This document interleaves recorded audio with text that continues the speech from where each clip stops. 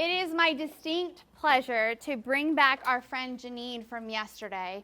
And one of the things that I thought was incredibly important to touch back on, as she shared, she hasn't written a book, she doesn't have any formal research.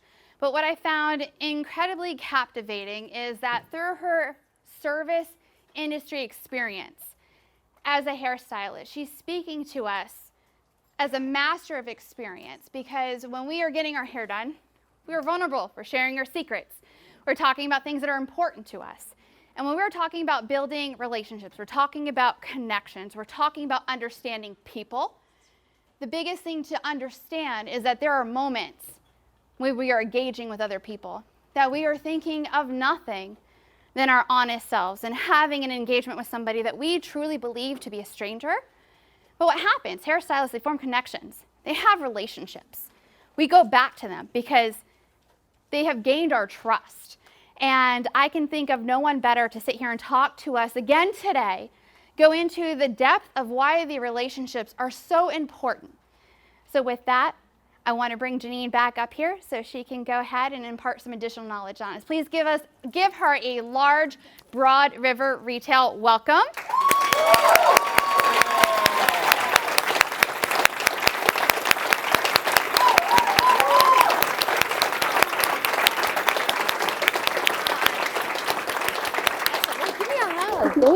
Thank you. That was so wonderful. And what a sweet welcome. That makes me feel so great.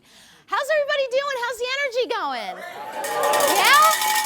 I don't know about you guys, but yesterday, how impactful was that? I have so much information in my head that it was just so overwhelming, but in such a great way. I went through this whole process last night. I was trying to go through my notes, picking out like what were the top 3 takeaways from every speaker, then trying to funnel it down and how can I find the top 3 takeaways of the whole day? So I don't know if you guys went through that process, but there was so much unbelievable content.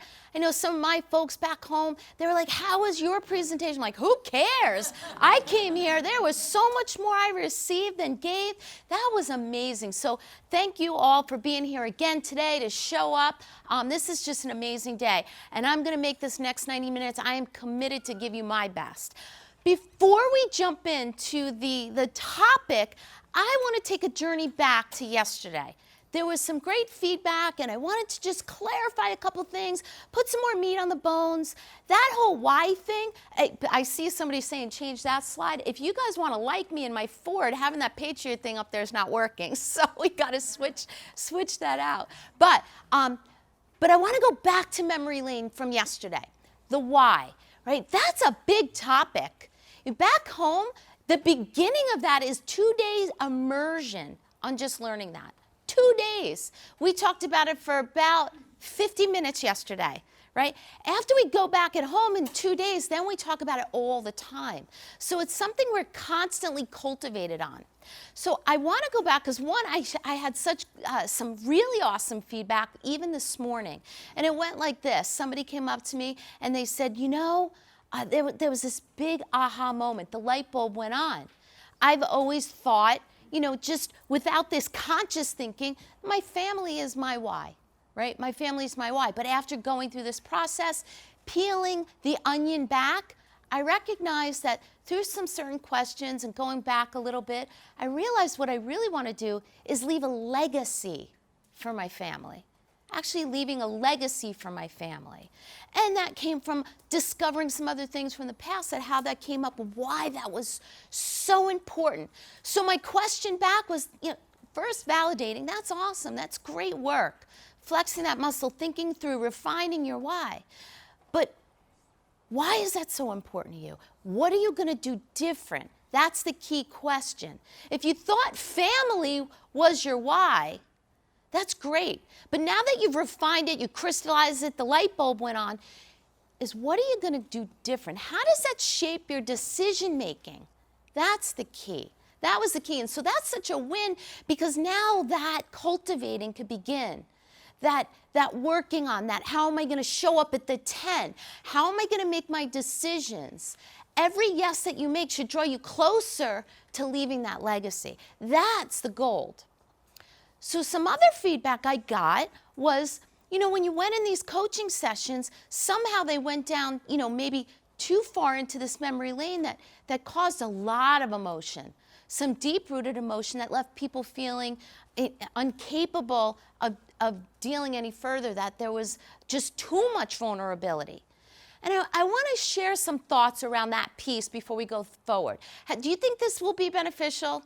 Did anybody else feel that there was maybe a little bit too much vulnerability? They weren't sure how to deal with it? I just want to get a shake. Let me read your faces. Anybody else feel that? Because I want to use my time wisely, but because of that feedback, I want to make sure you feel harnessed to walk out and do this correctly. Couple of things. Remember the questions. One of the pieces was a miss yesterday is not having the questions in front of you. Remember when you're going after your why? You're going after what excites you, what you want to achieve. What legacy do you want to leave? What is right in reach? What do you need to accomplish, even if it's just today? And remember we said that could be seasonal, right? It could be, I need to really use all my energy to put towards my retirement. And then you're asking those great questions like, what's that going to look like? How is that important to you? Tell me more about that, right? And it's based on that fuel about retirement. You crystallize it for that person. Maybe it's about saving for college. Maybe it's about saving for the wedding or buying the new home, right? But the conversation has to be very directed to an intended outcome. When you're talking about tell me more, it's not the purpose to break somebody.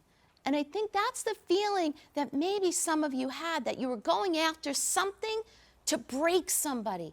And if that was maybe some of the misconception due to lack of some boundaries around this, that's not it. Of course there's going to be vulnerability, right?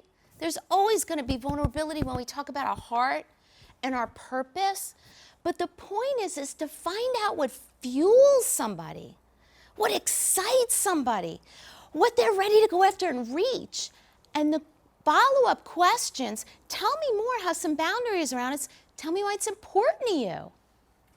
Tell me what that looks like in the future. Tell me what that feels like for your family. So that tell me more is based in that boundaries of what is the intended outcome, to get them fired up and excited to go after that and to crystallize it for them. If vulnerability happens to show up, which it might, right? I think many of us, one question away of having some tears, right? And that's just the truth. But I want you to take the day off because you're not the therapist. And it's not your job to be a therapist. I'm not asking you to be a therapist. You could be a great listener. And you now have your corporate chaplains. You have your corporate chaplains to actually direct somebody to if they do need it. Now you have a resource right in this company. If you feel that somebody needs some an added resource, support, now you have your corporate chaplain to say, hey, do you think that this is something that might help you through this piece? But you're not supposed to be the therapist. You're not supposed to be the counselor. You're a coach. That's it. You're finding out, you're being curious about what fuels them and why it's important and what it's crystallized. So I'm going to pause a moment. Your feedback right now is imperative to if I need to go deeper to put more meat on that. So can anyone share some feedback off of that? What was the big takeaway? Maybe what was the difference from what you heard yesterday and how it's more crystallized today? Can I hear some feedback? Bill? Yeah, so I think what that does is kind of give clarity in the boundaries on what you're trying to achieve in that dialogue, and not just so deep, but keep it so that it's what is driving you rather than you're keeping in so why. That's more that boundary piece. Excellent. So what I heard you say as a recap was, don't just keep asking why needlessly. It's asking why with the intent to find out why it's important, what it means to that person. How did it conceptualize? And if there is some sort of vulnerability that just spruces up and it's past your comfort zone, it's okay to just stop and then offer up some different resources. It is never your job to give you advice or counseling. That's not it. But it is okay to create the meaningful relationship, to know that person might be going through something, and now there could be a bond, and that you're going to encourage them forward. So I thought it was important with some of the feedback I got to go back to yesterday, lay some more groundwork, because remember, this is a much deeper learning. I remember yesterday Zach said he's given you years of information, years of science in an hour, right? We're giving months and years of information on your why in an hour. So of course there's going to be questions. So it's great to hear that feedback. So is anybody else, before we move on to the really fun topic of F.O.R.D, Kevin? All right, so I think the first thing that you said I would do, so I said money and family. And I think when I really started diving deeper into it, I still had that in my why, but it turned more into giving my son the financial freedom so that the only thing he has to worry about is his why. Excellent. So give him a hand. That was great. So let's clarify that. Just pull the layers back with me so it sinks in. So just through some questioning, and it might not even be refined for us in our own deliberate intention in our action steps. But if it's your family and it's money, we show up every day and we want to do a great job. There's nobody showing up here that if your why isn't crystallized, you're not showing up in a 10. But what I just heard is now that it's, you know what, I want to fuel my own son's legacy. I want to push him forward. I want to do more for him. It really builds that mental capacity to show up, and when the hard times come, what are you going to think about? His why. That's super cool. That's the kind of stuff we want to dig up. We're not trying to dig up stuff to break anybody. So great clarity. Anybody else? Because this is the good stuff. We're all going to go deeper in our learning by when you guys share. So great. So during the exercise, Kevin Square. three of us in here. Yeah. So during the exercise yesterday, as I was listening to other people's whys, what amazed me is that, wow, so this person isn't necessarily molded, or their whys don't align with mine. So as you're giving me the information, also gives me some insight. So if I am in conversations where I have to coach or I have to do something different, I have to keep in mind that their whys are different and they might be motivated by different things. So how do I make them, or help them be best versions of themselves with using their own whys and then trying to find ways to motivate them for things that they're looking for, they're seeking. So are you asking me a question right there? No, I was just I was making a statement. Okay, great. Awesome, great feedback. Thank you again. Thank you. Any other obstacles? Was there any obstacle that we could tackle in a real short time that you felt like you were tripping over, or something that's not crystal clear for you in this beginning journey of uncovering the why? Bill? Red. Yeah, so when you're applying this to our group, as opposed to applying it to what we'll be doing, which is coaching commission sales associates, and I'm particularly thinking about maybe ones who are first starting out, it seems to me that my experience has been when I'm dealing with someone whose basic needs aren't met yet, that, that driving force, that big why behind them is secondary to survival. Like their whole hierarchy of needs aren't being, they're not comfortable they're going to be met because they're new in a commission environment. Have you had experience with having the same discussion with those type of people? So I want to make sure I It's a understand the different question. situation. So I want to make sure I heard that correctly before I dive into that, right? Are you saying that there's somebody who they can't even really think about their wives showing up at work because their own needs, which needs to me is love, significance, growth, contribution, those things haven't been met and they're not intact yet? No, I'm not. I'm talking more about their academic status. So financially their needs aren't being met yet? Yes, because, again, just going back to, it's a luxury to me to be able to think about bigger scope things.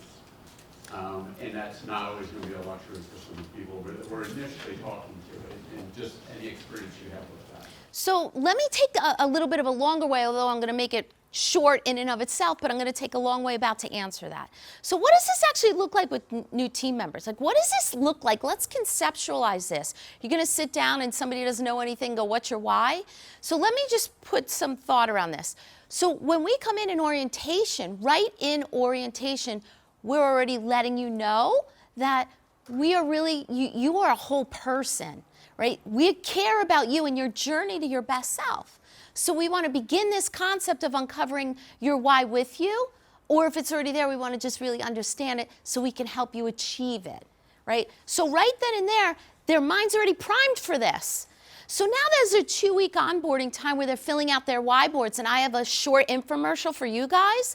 It's come to me that I believe that you guys here at Broad River are going to get your own version of why board, so that's kind of cool. I think that's coming very soon. So with that, we begin that 2-week journey of filling out the why board. So it's a natural conversation that could take place if you have a new hire that comes into your department, into your location. You're already going to have the ability to say, well, maybe if you're going to employ this into your everyday task, and it's part of your procedures, you might already bring it up in orientation.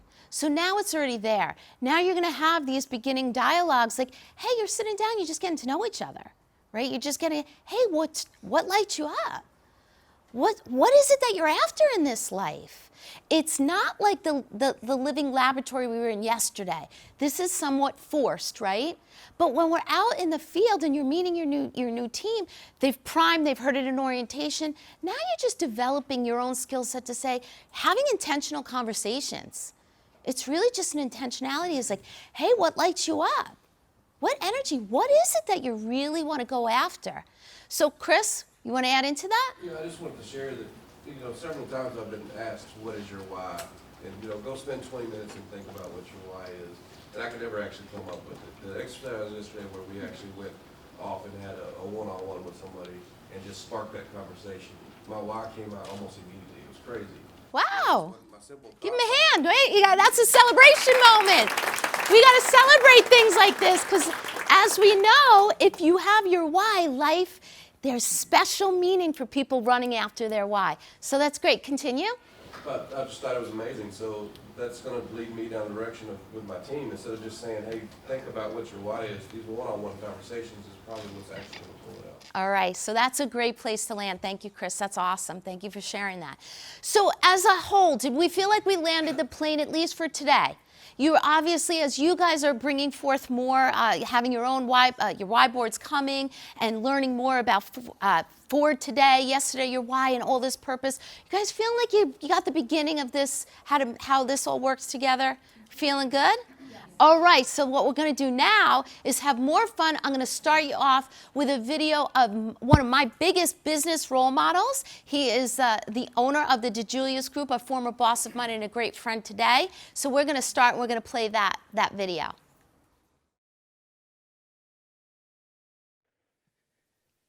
There is no greater skill that can be acquired or constantly worked at that has a bigger impact in our personal and professional life than the ability to build instant rapport with others, whether they be an acquaintance, customer, coworker, or total stranger.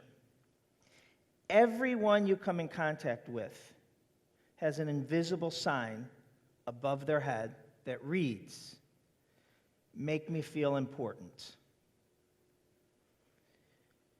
Studies constantly show that the happiest people are the ones with the most meaningful relationships. Yet, developing relationships and building rapport is not taught anywhere. And too often, we can be guilty of treating others we come in contact with as a transaction or as a private audience to update them about our day and what's happening. Totally missing an opportunity to make a connection that could potentially enrich both lives. As a result of being in the midst of the touchscreen era, we have significantly less face-to-face interactions, and our people skills are eroding. However, nothing will ever replace looking directly in someone else's eyes and making a meaningful connection.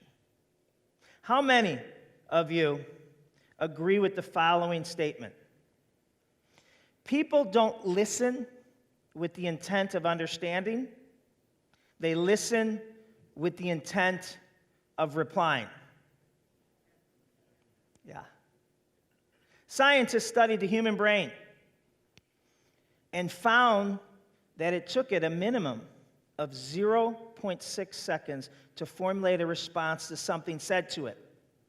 Then they studied hundreds of conversations and found the average gap between people talking was 0.2 seconds. How can people be responding in 1/3 the time the human brain will allow? Obviously, people have their responses ready long before the other person is done talking. And it's human nature for us to be preoccupied and consume what's happening in our world. However, if we want to make a connection, our goal must be on having the other person leave feeling better for having interacted with us, by putting the majority of the focus on them. When we're not anxious to tell our story and we can be present with someone, that's when the magic happens. Jim Rohn once said, "The greatest gift you can give anyone is the gift of your attention." So by a show of hands, how many people in here feel that you're pretty good at building rapport with others? All right. Now here's the thing. Just because you know someone's name or you recognize their face doesn't mean you've built a rapport.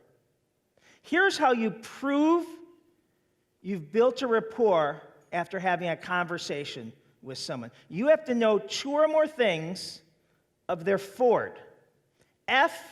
F-O-R-D. Family. Are they married? Do they have kids? How old are their kids? Occupation. What do they do for a living? Recreation. What's their hobbies?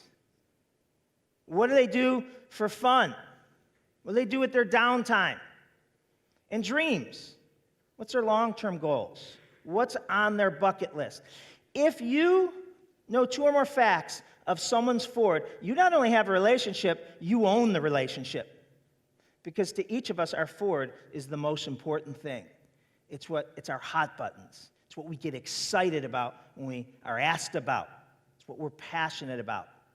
And when you can use 4 techniques to keep the conversation on someone else, that's when the power really happens. So the best thing to do is create a daily habit, a system of collecting and retrieving F.O.R.D. That could be a notepad that you carry, your iPhone contacts that you update, an app, or a database on your computer.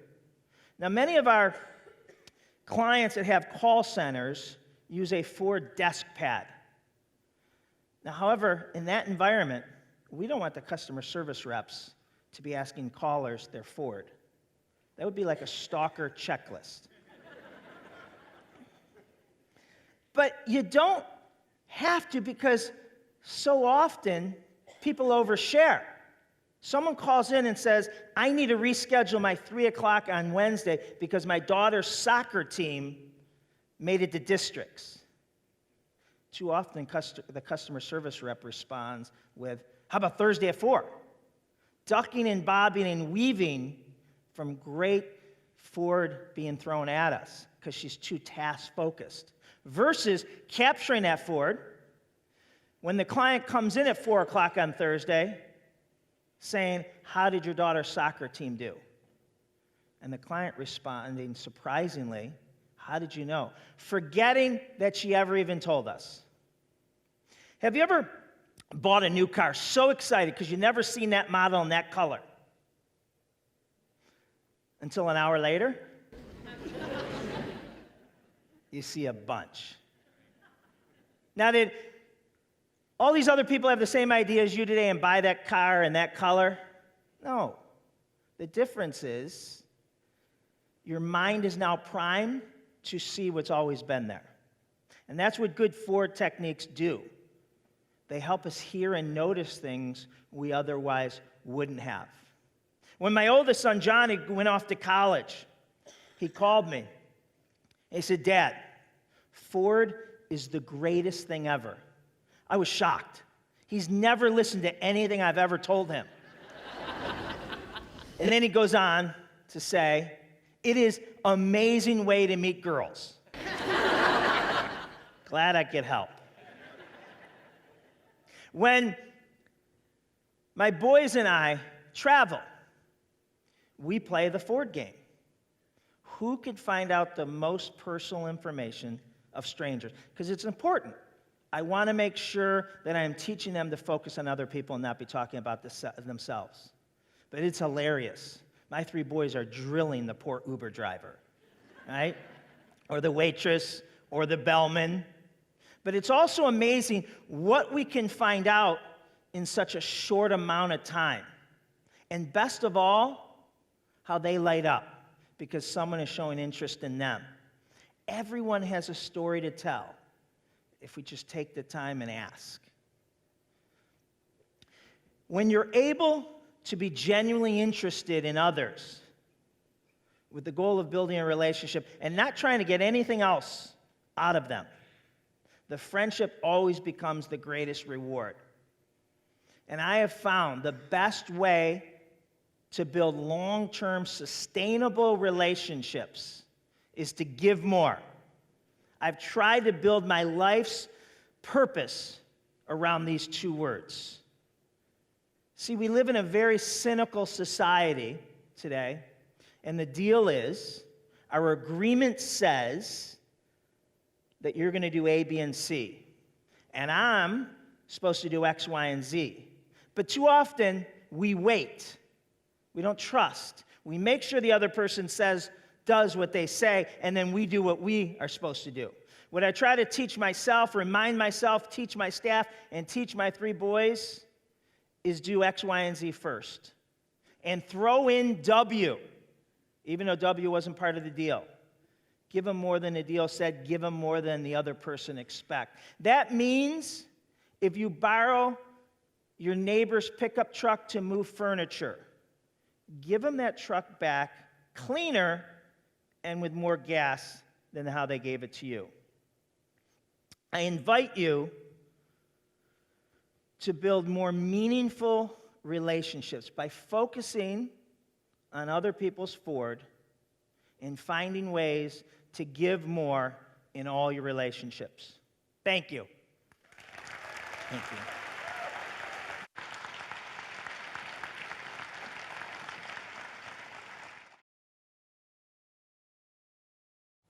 F.O.R.D is the most important thing to you, your F.O.R.D. Did you hear that? It's your hot button. So wouldn't it really be wise to find out people's F.O.R.Ds if we want them to feel like they're on fire, we want to build that relationship? That's what this is all about. Collecting the right information that really fuels the friendship.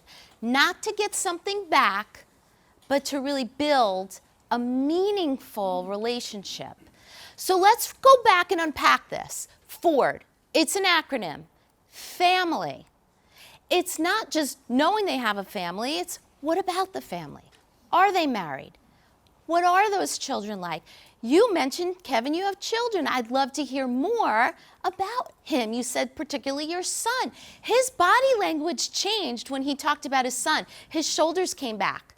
I was able to notice that. I was looking right at him. His eyes widened, his shoulders came back when he talked about his son. You want to know more about the family. You want to be asked very intentional questions. The next would be occupation. Obviously, we know majority of what our team members are here for, right? We know it. But what was their past like? Where is it they want to go? Right? Asking why is it important? How did they choose this occupation? Really knowing the details underneath it that make it exciting or important. Recreation. What lights somebody up? What do they love to do in their spare time? Are they outside? Are they climbing mountains? Are they readers? Are they the museum? What music? What team? What is it that makes them light up? What makes them so happy in their time off? What do they do when they're outside of work? And then last is their dreams. Now this could get like really too big, and how do I get somebody's dream, and that's kind of fluffy. How do I talk about that? Let's shrink that down. What are your short-term goals? What are some of your big lofty goals? What do you want to be when you grow up? Ask some fun questions. Get creative, right? And now you're helping people refine their thinking as well. That's the beauty of F.O.R.D. When we make our conversation or our dialogue have intentionality, not just tell me if this resonates. Hey, how was your weekend? Good. How was yours? Good. Now let's go on, right? Or then we just talk about whatever happenstance or whatever whatever the news flash of the day is. But making it more intentional to really light somebody up and build a meaningful relationship. That's the power of F.O.R.D. So why is it important? Let's go back again to yesterday about being the unique. I had a conversation again with Chelsea. Is she in here? Chelsea, she's our recruiter. I bet she's going to really resonate this. Our job market says today, you could go anywhere and go get a job. You're going to have at least 2 to 3 options right now. Our candidates have a lot of options. We have to be the unique. We have to be the one that's the beacon on the hill to do things different. And to build meaningful relationships is really the way forward. Having to feel valued, cared for, respected, honored, that's important. That's important. And when people are here and they just think they're here for your gain, that doesn't feel good. But if you as my leader really care about me, that's unique. That's special. That comes from you asking intentional questions and building meaningful relationships. So we have to be unique. But even more so, going above and beyond. That's what we've coined the phrase, going above and beyond for somebody, to really blow their mind. This is important. The more that you customize your relationship and you hear data from people, you have incredible information in your hands. You have incredible information to take that information, and you get to use that information to do something amazing for that person. You get to hear things as people overshare, and if you're intentional, you write it down and you do something with it, take that information and now put it to action. That becomes incredible because now that person feels like that you've heard them, you've listened. And let's really talk about what that looks like.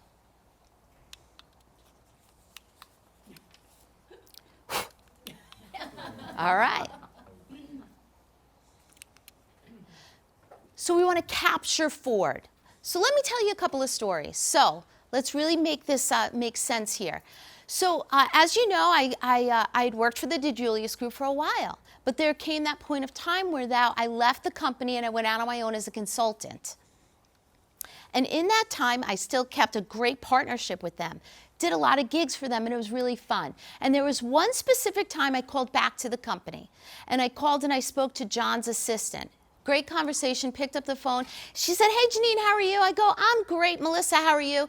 And she said, I'm good. I said, well, I'm actually just dropped my daughter off at her first day at public school. She's been in private school forever, but we switched her out. She's in public school. She was a little nervous. I'm a little nervous, but hey, it's okay. That was about 30 seconds of a big, long conversation. Conversation was planes, trains, automobiles, books, how many people, all that. 20 minutes later, we hung up the phone, have a great day. 3 days later, I get a card in the mail. And it was from the DeJulius Group. And it says, Dear Janine, we hope Samantha had a great day at school. More importantly, we hope that you're doing okay. We love you, love the DeJulius Group. I was blown away. Why was I blown away? That moment that I shared this much over a 20-minute conversation, I'm thinking, how did that even resonate for her?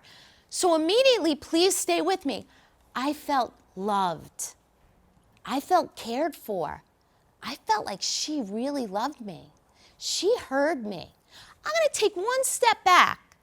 Remember from yesterday, I shared with you, I was going through a divorce.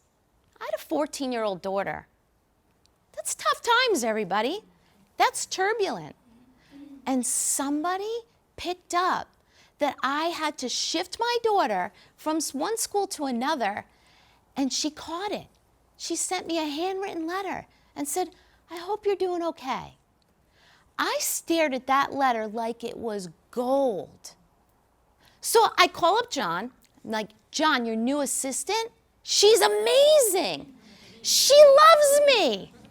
She sent me a card. I know she signed your name to it, but it was so beautiful. And he's letting me, get it all out. And he's like, let me fill you in on something. She doesn't love you. She's got a pad. She's got a pad next to the phone. It is an absolute non-negotiable to find one thing that every phone call, write it down, somebody's F.O.R.D. Because everyone overshares if you're listening. So she found the one thing, and then she followed through. She found the one thing and followed through. And in the end, what that meant to me was amazing. I didn't care that in her mind it was a process. I just know what I felt. And what I felt in that moment was elated. So, travel forward years and years later. Stick with the same company, the DeJulius Group. As we said yesterday, there's one thing I love, some of my recreation is I love running. So not long ago, last summer, I ran a race, and it was a bigger race. And I felt really excited about it, enough so that my whole family was there, right? And then, of course, as we do, we put it up on social media. We put all the highlights, and it looks like I'm an elite runner. And it's not. I just did one weekend warrior race, and it was a fun time. And there was one picture that I posted amongst many, that there was one picture of me high-fiving, and it was all of my kids, which you saw yesterday. They were all there, including beautiful Gemma, my granddaughter. Great, right? Life's good. That's fun. And then you get all the likes on Facebook, and you feel like a superstar. So guess what? A couple of days later, guess what I got in the mail? A card from the DeJulius Group. Not saying, hey, great job. It was a card with a picture of me high-fiving my kids, crossing the finish line. Guess what? I know it's a process. I know that it's some sort of methodology, but guess what I felt? Guess what I felt when I opened that card and saw me high-fiving my kids? What do you think I felt? Love. Appreciation. Valued. Important. You know what? They are a company that teaches this, and I know that, but in my mind, the loyalty, I'm never going anywhere else. That is my deepest rooted relationship. Why? Because they love me. Right? So think about this. Think about what this means for you. I'm going to share another conversation I just had. How do we make sense out of all this? First of all, we know, right, people overshare. If you're with your team members, you want to have the intentional conversations. You want to make sure that you're asking the right questions. You want to make sure that you're digging and mining and priming for F.O.R.D. But this works for your guests also. Being very intentional, capturing it because they all overshare. So, and maybe it's not just oversharing, it's just communicating. So I had a conversation when I walked in. I was talking to somebody. I won't bring up the name unless he chooses to pipe in. But as we're talking, we had shared some brief conversation yesterday, and then today, brief conversation. He brought up he was traveling to New York. I'm from New York. Really, tell me more, right? Tell me more about that. It's a great back pocket question. Tell me more. So he shares, well, you know, I'm gonna have a niece or nephew soon. That baby, I think it's a niece, he said. And I'm going up to go see my sister during the bridal shower. And he said when the baby's coming at the end of September. Now, if you're intentional, So I'm giving it away because it makes for great examples. If you're intentional, what do you do with that information? Ask them how it went. You put a note, right? Put a note in your phone. The end of September. We had exchanged numbers already. Now I have gold. I have gold. I get to put that in my phone. My phone pops up a reminder the last week of September, right? Chances are, would I remember it if it wasn't in my phone?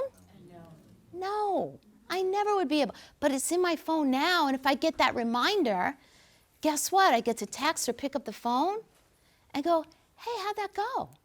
What happens to our relationship now? Think about that. How's that make him feel?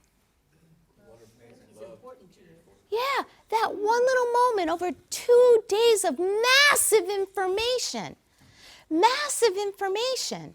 right? That he feels special, feels important. So we think about it, when is it do these moments happen? They happen every day. How many interactions do you have in a day? Could you even count? Could you count? No. What happens if you go to, do you have 7-Eleven or Wawa here, right? Those are interactions. Those are magical moments. If you're intentional with this stuff, you can have magical moments throughout your whole day if you're really listening. If you're sitting with somebody and you're literally listening in, what are they really saying, right? When you're write it down. Get your phone out. God only knows we have those phones in our hand long enough, right? You might as well really put them to use. And in your notes, write it all down in there. Write what you're hearing. Be like Melissa, the moment that she heard that, my daughter was having a rough day, she wrote it down. What would it look like for you, every interaction you had, that you walked away from it and wrote one thing down? Just one thing. And then,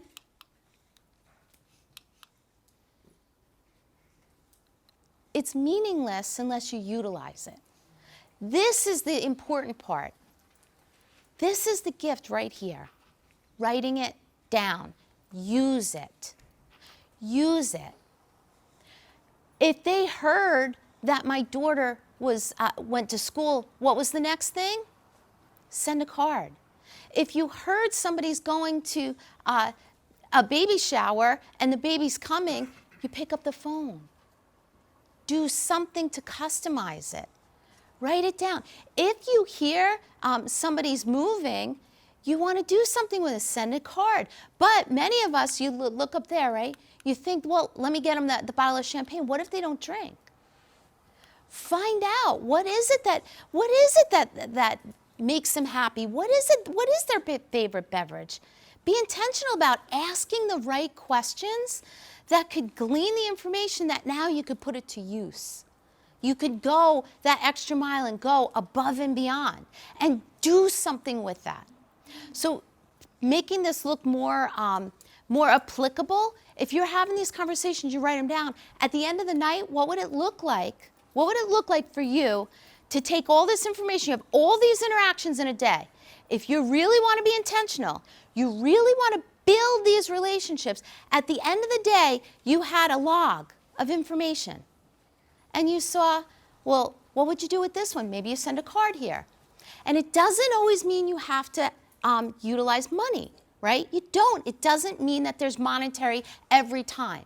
But what is somebody's favorite beverage? What if it is just a sticky note the next day? What if you got there to work before somebody else and on their desk or in their locker, you just put a note, said, great job. What if you knew somebody's daughter was going for a doctor's appointment, and the next day you called and said, hey, how'd that go? How you feeling? If you know it's somebody's anniversary, what are you doing about all this information that you have to create more meaningful relationships, to go bigger? What can you do to follow up on them to make them magical moments? And that's the beauty. If you log this information, you get to follow up and create an amazing relationship, because then people feel blessed, honored, cared for, respected. How's that sound to you guys? How would it change the relationships that you have now with your team members and your guests? How much of this information are we letting just fly by and not utilizing it? So what if we did this?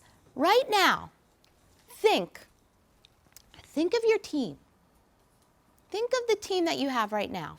How well do you know their F.O.R.D? Be honest, and I'm not asking for, you're not raising your hands or anything, but just take a moment.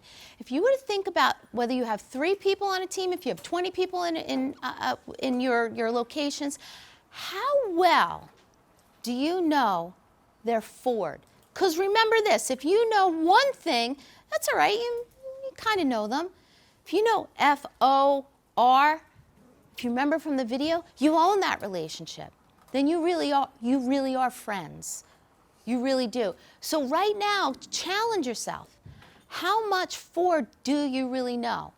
Could you write that list out and feel really great about it? Could you feel great about it? Do you really know your people? The next, how would it change your relationships? Think about it right now.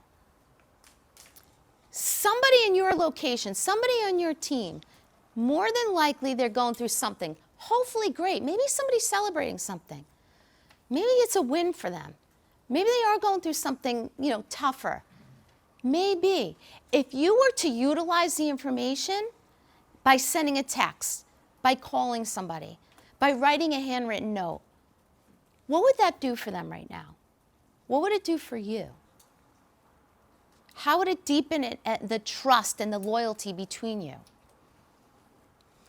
Last, we do this 3-2-1. Every week, our leadership team, this is a must. We must do this.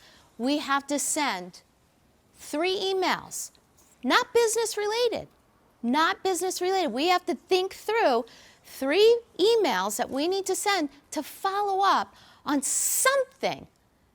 Forms of encouragement, victory, making it fun. Must do it.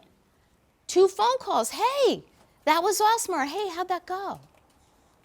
And be there for that person. Building the relationship. And last, 1 handwritten letter. When was the last time you got a handwritten letter or a card? You did? I bet I know who it's from. I'm not going to say it, but I saw him writing it out. And you know what? This is one of those magical moments. I saw somebody sitting in the back row writing a card, and I saw on the front it said, "Thank you." And I said, that person is a superstar, because I knew he was getting ready to leave. I didn't know who the card was going to. I could have guessed. But that person is a superstar. May I mention the name? I don't know if I'm right. You want to tell us? Justin? There you go. Yes. He was sitting in the back, and I would guarantee what I am going to say, I saw a couple of them. So somebody else in this room got some cards. I know that for a fact. How'd that make you feel? Well, I saw it in my, he snuck it into my book right here, and so it just, it made me feel really good. It made me feel special. So I actually took it home and waited to read it, and read it last night, this morning, and it made me feel like I wanted to do more of that. Say that again a little bit louder. Well, it really made me feel like I wanted to do more of that. So I mean, he's a special guy. He's a special guy. Is it just Justin is a special guy? You guys are all special. 1 little handwritten note. Did anybody else happen to get? Because I saw a bunch of those cards. Just say, Sure. the last handwritten note I ever got was from Charlie Maloof, and it was back before going into a Black Friday, and I think it was only 2 years in at the company at that point. You're shaking your head, you remember. And he wrote notes out to every single one of the leadership, you all remember that were here? And I still have it, and I have it, and I see it like once a week because I keep it with me. But that note meant more to me than anything else he ever could have said or done in person. Why? I said to myself, this man who's running a major company has taken time to sit down and reflect, and I'm thinking to myself, it had to take him at least 10, 15 minutes to craft that letter, that note, because it was very specific to situational things for me. You're Ford. My Ford. And so it just made me really say, how can you have this individual that, how does he even take time to do that? But it wasn't just to me, it was for every single one. And it wasn't just like this stamp. Every single one of us had something unique to our Ford that he remembered. And it just makes you say, this is a company that I want to get gritty with. This is when things aren't the greatest. I want to jump in and be the first to dive in and be a soldier, and give, because I know that there's leadership out there that believes in me. So that was something, that was my last letter I've ever received, and it had that kind of meaning to me. And I know all of you shaking your head feel the exact same way. Yeah, I keep mine with me all the time. So I have to just comment to that, but, and thank you for saying that, but, I got some notes in May, and, for a month of inspiration, and I carry them, I still got them. I still You still have your notes of inspiration. Why are these little notes so important? So they gave them back to you. So we are in an age of very technical, right? And I am not putting down text messaging. I'm not putting down social media or anything. But we as human beings, we're made for connection. Everyone in here, you're made for connection. As human beings, we want to connect. Face to face, writing this out, taking the time. If I heard you correctly, that just made you feel so special because we took the time to write out a letter. That's not something everybody's own admission. I haven't received a letter in so long. We're starving for that kind of attention, and I use the word starving very meaningfully, that we don't get that kind of interaction anymore. Your love tank, we come in and it's half filled. Whose love tank is completely filled and overflowing? Not many hands are going up. But guess what? You've got the power to be special like Justin was. Justin took the time out to leave this building, and I saw him writing out a bunch of cards before he left. And I don't know how he did it because he's had to multitask, but they were long letters. I know that letter was filled because he was sitting right next to me. That's special. Are we using those magical moments? Go ahead. I'll share something that happened to me today. So I just recently went through a very tough time and situation, and last night at the hotel, I sat in the hotel lobby and I spoke with Scott Patrick, and I spoke with Courtney, and they just listened to me, and he left this sticky note.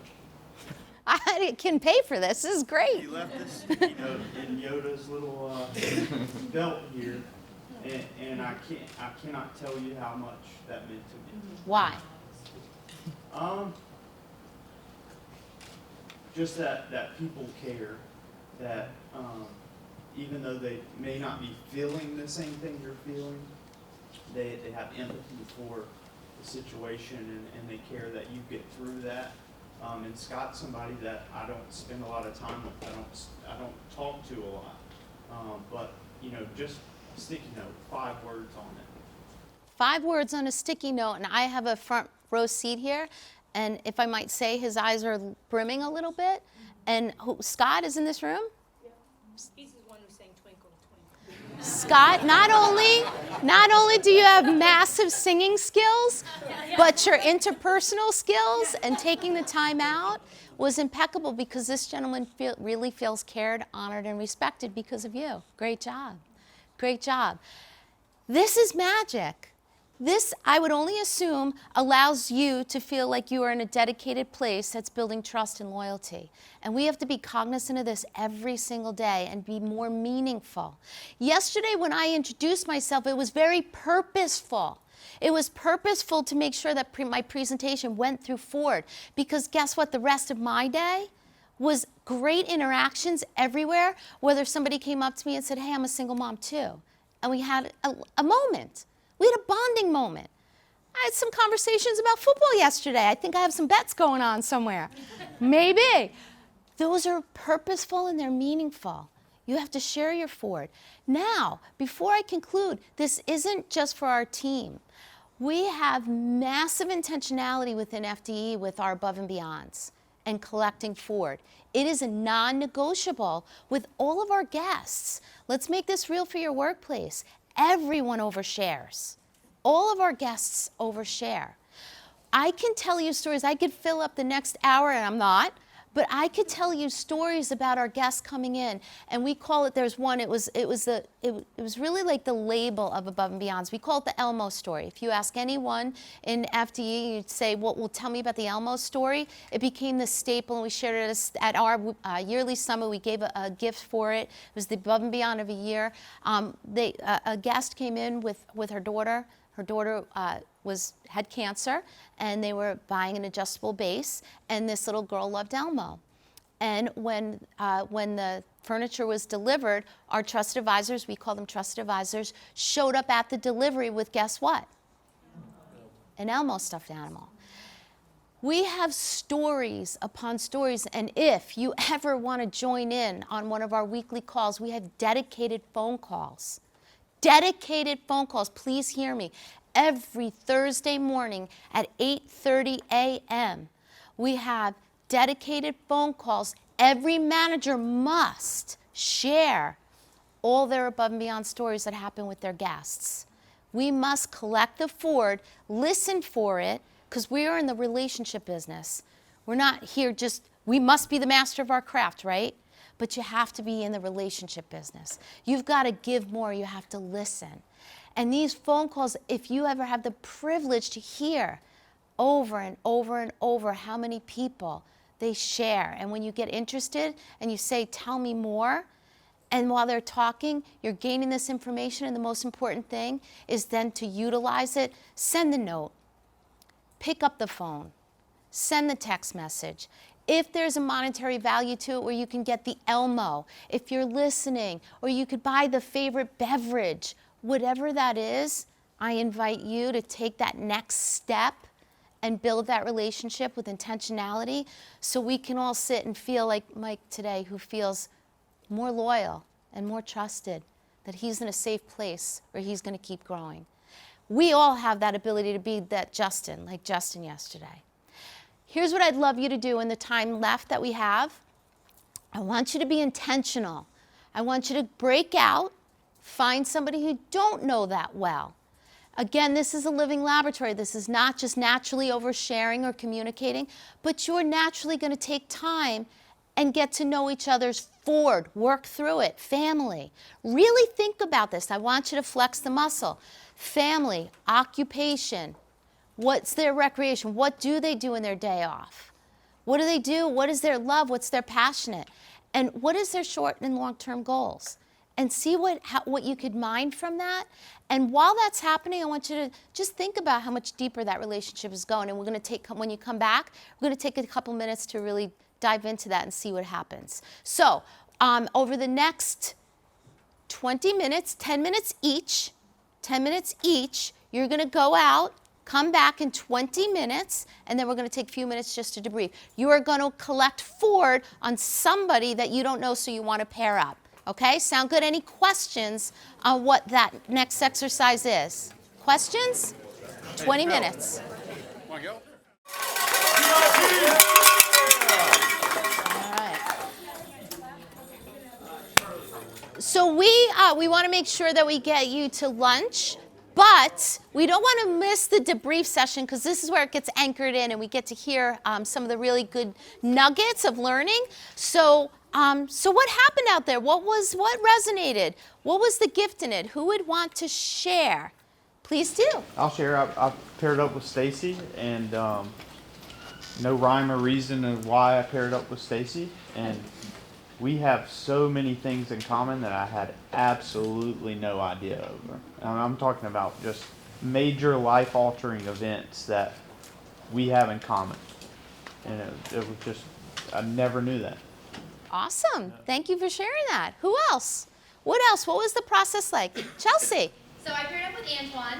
and I know him because we work together like at a distance. But it was really cool to learn that we share the same dreams, to retire at the beach. Nice. I mean, I know that's a common dream, but like not that. It was just really cool. He wants to go to Myrtle Beach. I prefer Hilton Head. But talking about that, and not only that, but the recreation side of things, spending time with family, grilling out, being outside with one another. There was a lot of commonalities there too that I just wouldn't have known otherwise. That's awesome. Great. Thanks for sharing. What else? Please share. I paired up with Monize, and we learned that we're both Ohio people. Oh, Midwesterners, yeah. About 40 miles away, out in the country nowhere. She's an OSU grad. We both enjoy HGTV and being outdoors, and we love our children. Excellent. So, thank you for sharing. So, what did you learn about going deeper in that relationship? What did that feel like?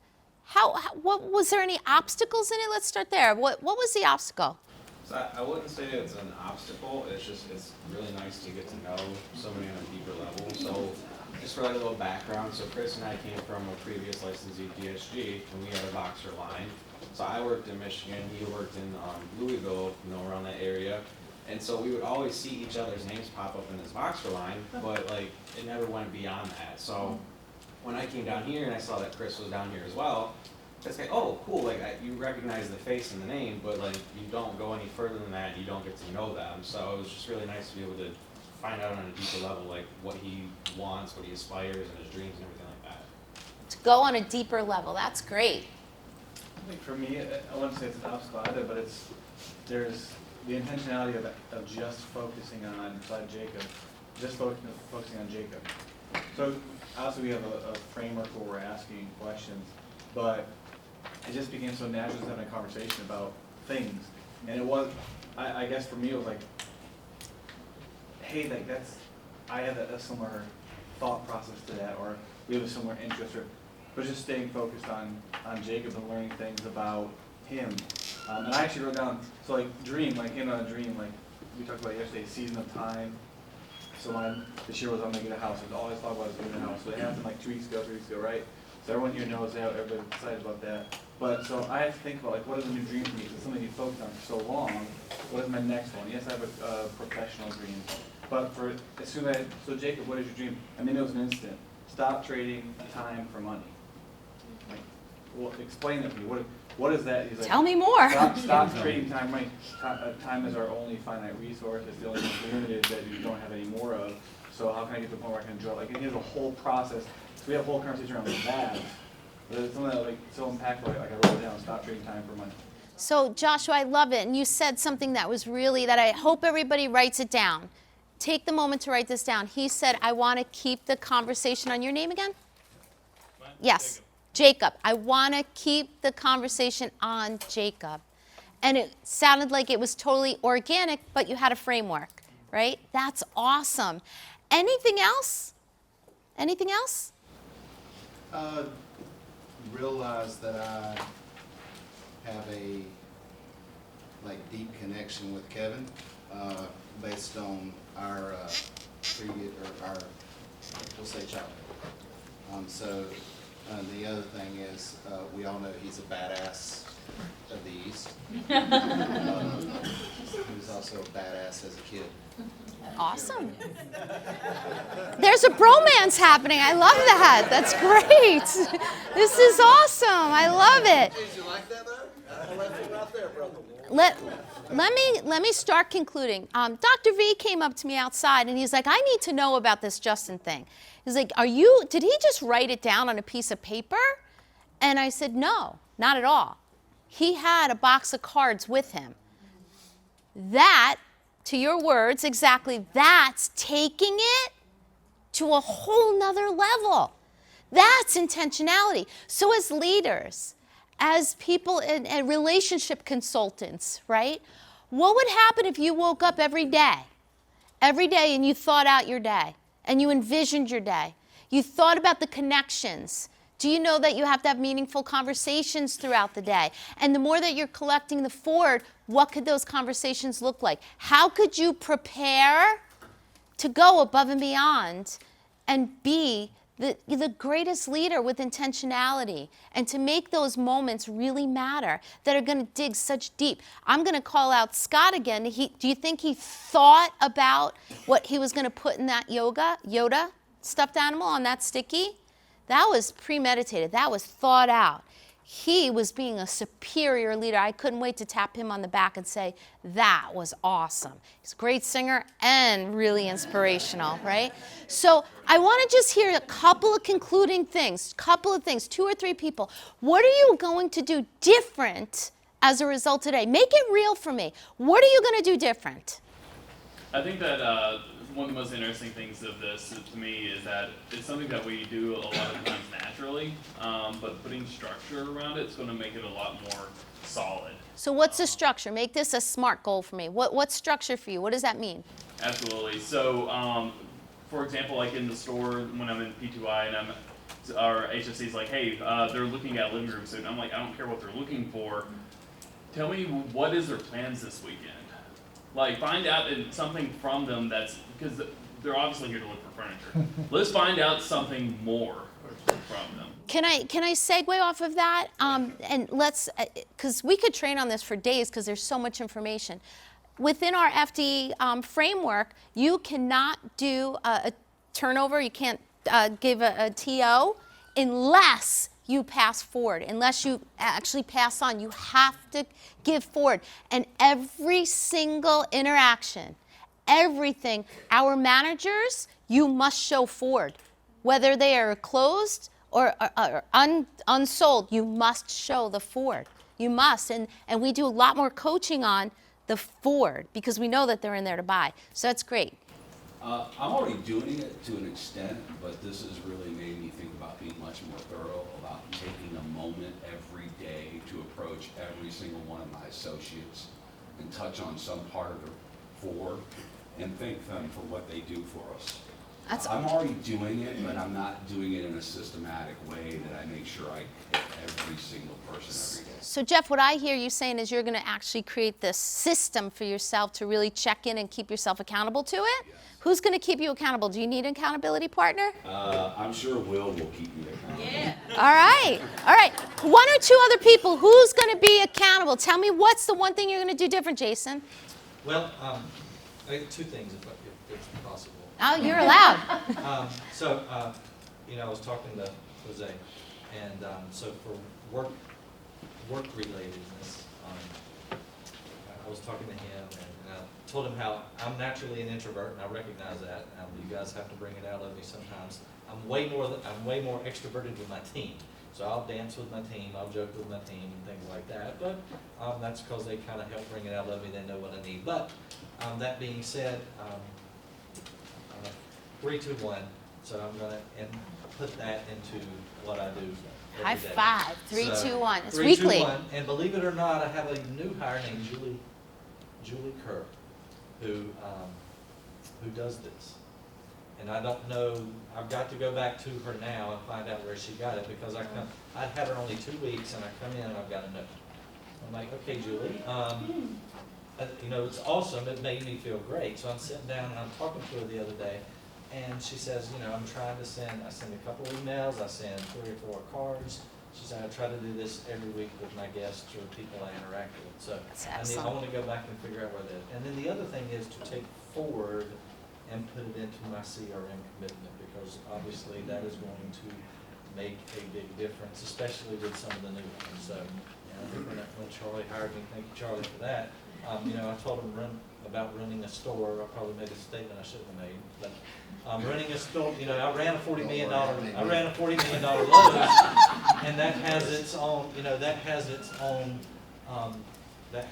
own unique things that have to happen. But I've learned more in 2 years here, thank you, Charlie and team, than I did in 15 years. So it's to take this forward and put it in effective as well. So.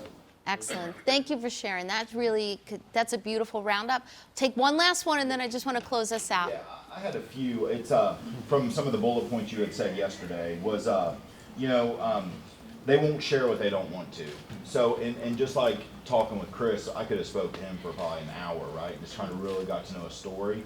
But it's a continual conversation that evolves with time. So whatever, however much time we give or kind of having that moment, I mean, it's just a continual conversation. So how many people are going to be excited tomorrow to go back or next Tuesday and then kind of forget as the steps go on? So that's one that really hits home, just that evolves. So. Great. So my challenge would be make sure whoever you partnered with, can you find one thing to follow up on and go above and beyond to make that person feel cared, honored, and respected? That's one of my challenges. What was one thing that you could follow up on? The next is this. Who on your team right now, in the moment, while you're at lunch, you can either pick up the phone or send that text message to that needs that word of encouragement? Who is that? Who is that? Last, biggest of all, how much F.O.R.D do you know on your team? Do you know their F.O.R.D? And will you make a really big commitment to say, I am going to be so intentional about not only capturing it, but I'm going to do something with it. And please remember, it does not always have to be this monetary thing. As we saw, Michael's eyes were filled up because he had a sticky note. Take that moment to create really meaningful relationships. And most of all, thank you for the moments that I've had with so many of you that are really filling my bucket today. Thank you for allowing me to be here. And I'd love to just keep continuing the relationship. Thank you again.